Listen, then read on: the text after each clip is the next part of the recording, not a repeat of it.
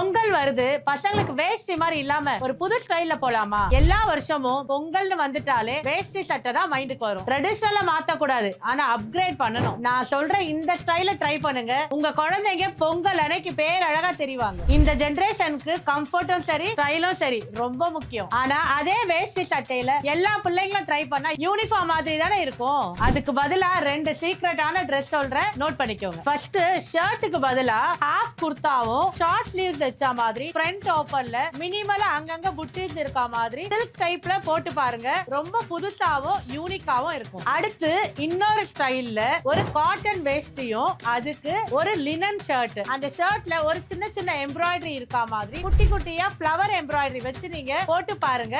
அது வேற லெவல்னா இது அடுத்த லெவல்ல இருக்கும். நான் சொன்ன இந்த அவுட்ஃபிட்லாம் போட்டீங்கன்னா இந்த பொங்கல் மட்டும் கிடையாது, எல்லா பொங்கலுக்கும் அவங்களோட அவுட்ஃபிட் பத்தி மட்டும் தான் ஊரே பேசும்.